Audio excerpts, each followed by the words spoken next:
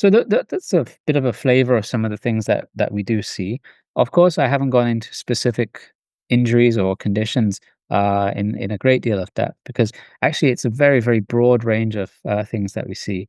Um, and a broad range of patients and ages that we do see. So it's not necessarily just the athletes that we deal with. But I guess the question is this something that you're interested in? And I guess if you quite often people who might go into it have an interest in sport. They may be former athletes. They may have, typically they might have done some sort of primary care or orthopedic training, and sometimes you just fall into it because you have that passion for it, and you're just in the right place at the right time, and you know how sport works, and you have to really be able to communicate well in it.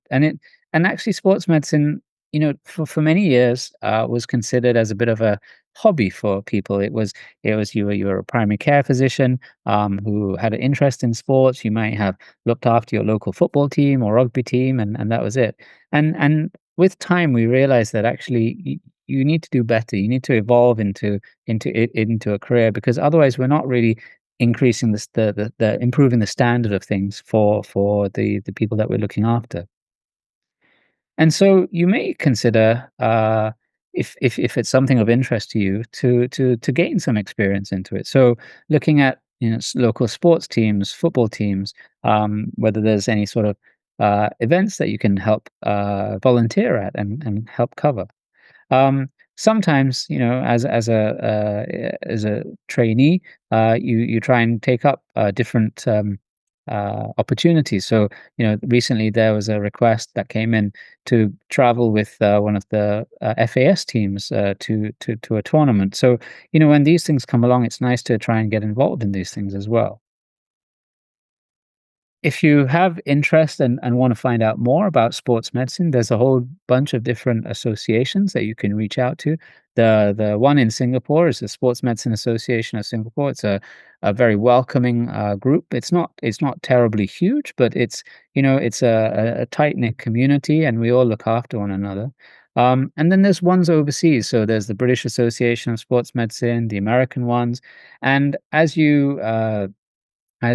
you do go on to medical school training and have an interest in it, there's these undergraduate ones, and I know certainly the one in the UK is very active, and they do hold their own conferences as well.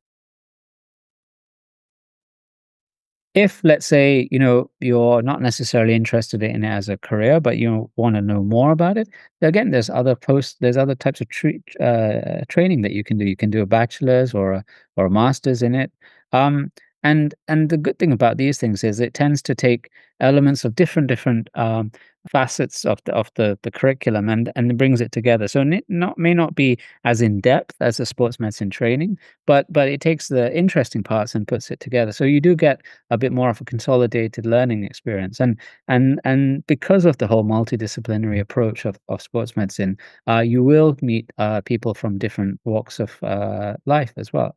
So in my masters, I met a chiropractor, an osteopath, physios, orthopedic doctors, different people who came to learn from the same training program that I did, and it was a very rewarding experience, I would say.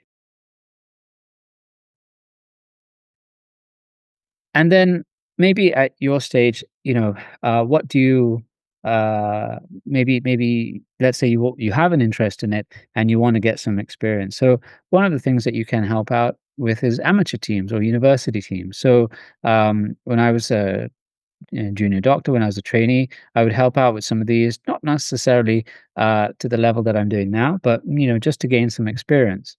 Um, I used to go and shadow other sports medicine doctors just to get some clinical experience and develop contacts.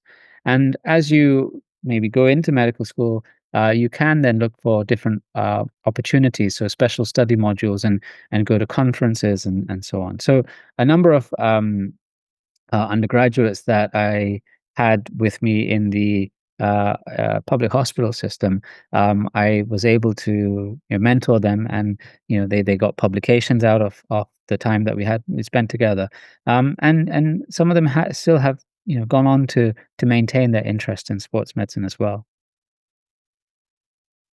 The one thing I would say, and actually this I suppose this applies to whatever you want to do.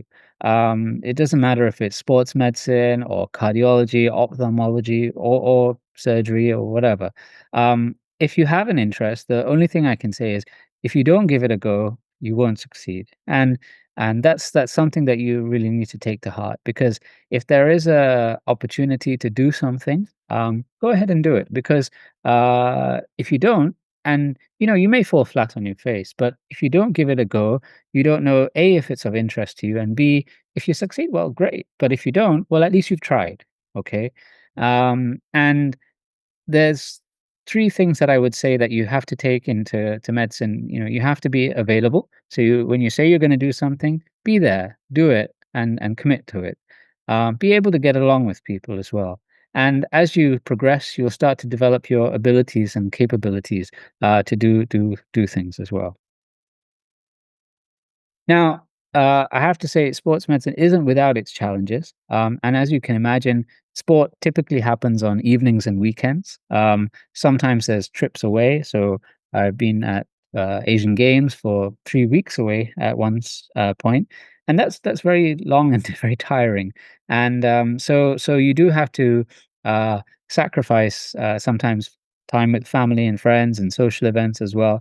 But on the flip side, it can be very rewarding as well. And say for my colleague and friend who's with the England team now, obviously, he's been with them for a number of years. He's gone away to for a number of tournaments, some being anything up to about 6 to 8 weeks.